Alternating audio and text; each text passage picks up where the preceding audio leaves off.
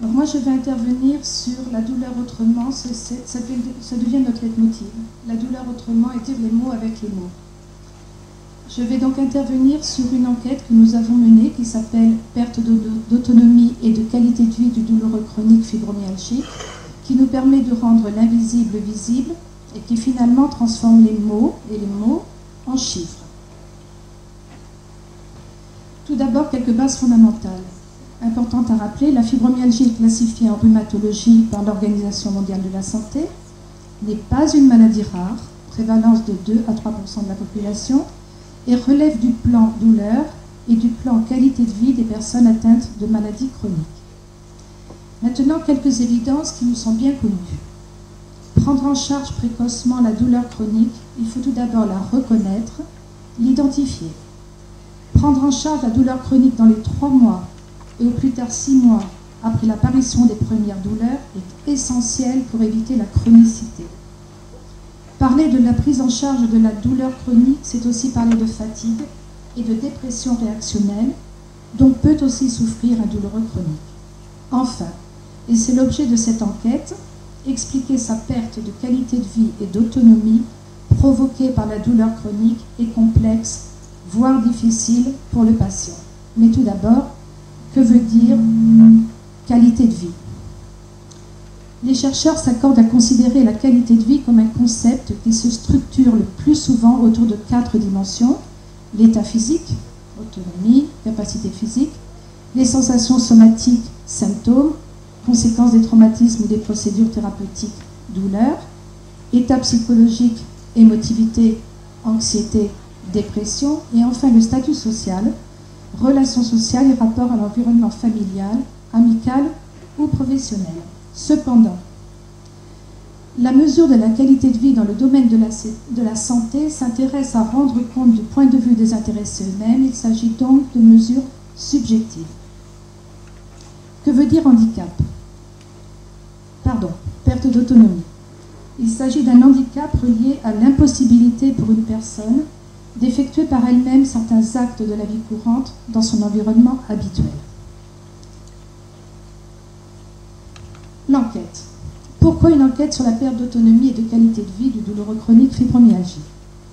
Tout d'abord, je vous rapporte une réflexion vécue en tant que responsable associatif quand les professionnels de santé, je dis fibroconscients, d'ailleurs de plus en plus nombreux, me disent « Mais Carole, on vous comprend, on reconnaît votre douleur, on sait combien vous avez mal les fibromyalgiques. » Je réponds « Certes, c'est vrai, mais vous ne savez pas à quel point. » De cette réflexion est partie notre volonté réciproque de monter des partenariats avec nos différents interlocuteurs.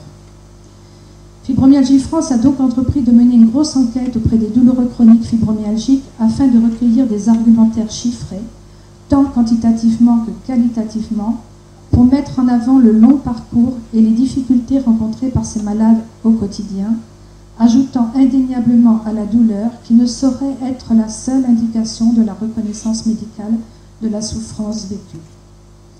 L'enquête. Il s'agit d'une enquête réalisée avec la participation de nos adhérents, finalisée avec un rhumatologue, approuvée par un professeur d'université enseignant à des masters la réalisation d'enquêtes de santé, enquête mise en ligne le 14 août 2010, il y a donc un an. Les répondants sont anonymes et en août 2011, nous avions 1241 réponses. Cette enquête est élaborée à partir de 64 questions avec des réponses souvent très longues. On peut nous faire la remarque que les visiteurs ne sont peut-être pas clairement diagnostiqués fibromyalgiques. Nous pouvons répondre à cela que ceux qui ont rempli ce questionnaire sont probablement au minimum douloureux chroniques, tant l'enquête est longue, 64 questions, et pouvait rapidement démotiver.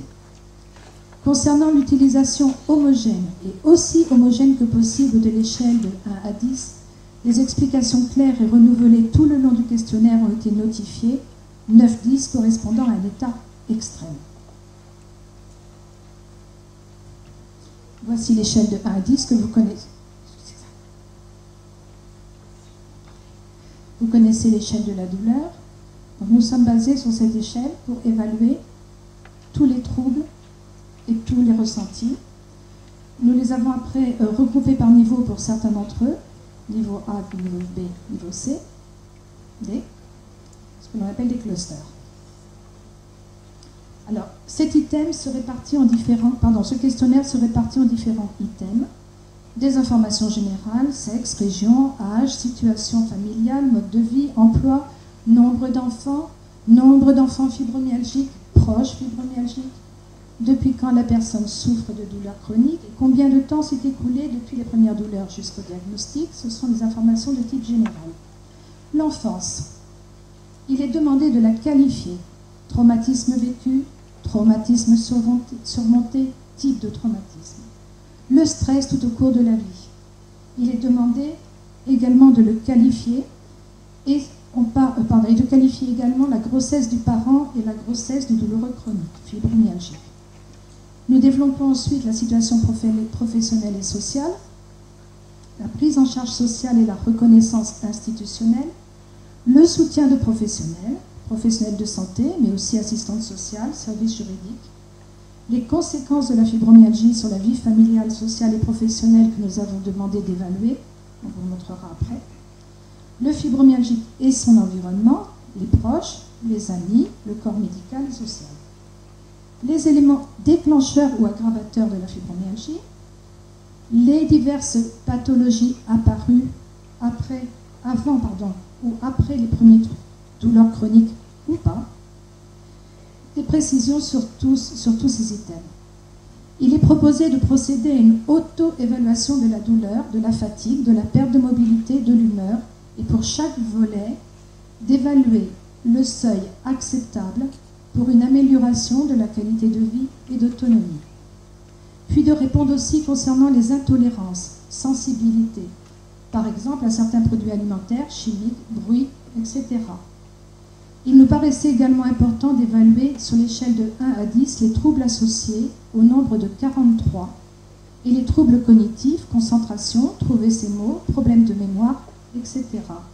Ainsi que l'impact de la fibromyalgie sur les actions de la vie quotidienne, recevoir les enfants, aller au cinéma, aller au restaurant, partir en vacances, la sexualité, etc. Et enfin, après avoir répondu à l'ensemble de ce long questionnaire, il est attendu du répondant d'auto-évaluer sa perte d'autonomie et de qualité de vie de façon globale. Vous l'avez compris, un lourd questionnaire impliquant, auquel ont répondu, comme déjà précisé au début comme déjà précisé, 1241 personnes. Nous souhaitons à terme obtenir 3000 réponses. Comment est né ce projet? Il y a 2 ans, il m'a été demandé d'intervenir devant des journalistes, à peu près 12, précisément sur la perte d'autonomie et de qualité de vie du fibromyalgie. Disposant alors d'un consensus canadien sur le syndrome de la fibromyalgie réalisé par des rhumatologues et publié, j'ai énuméré les conclusions de ce rapport de consensus qui disait: en général, les fibromyalgiques devront éviter le surmenage, le sommeil irrégulier, toute activité physique ou mentale prolongée, le stress excessif, le décalage horaire, les endroits où l'air ambiant est malsain et porteur de virus, l'exposition au froid ou à la chaleur intense, la musique forte ou le bruit agressant, la caféine, les édulcorants, l'alcool, la nicotine, l'exposition aux allergènes et aux produits chimiques. Ainsi, à la lecture de ce descriptif, je n'ai pas pu m'empêcher de sourire. Cela faisait penser à la chanson d'Ouvrard. Puis, plus sérieusement, je me suis dit, mais c'est cela qu'il faut démontrer, cette perte de qualité de vie et d'autonomie, car chiffrer la douleur est individuel et très réducteur.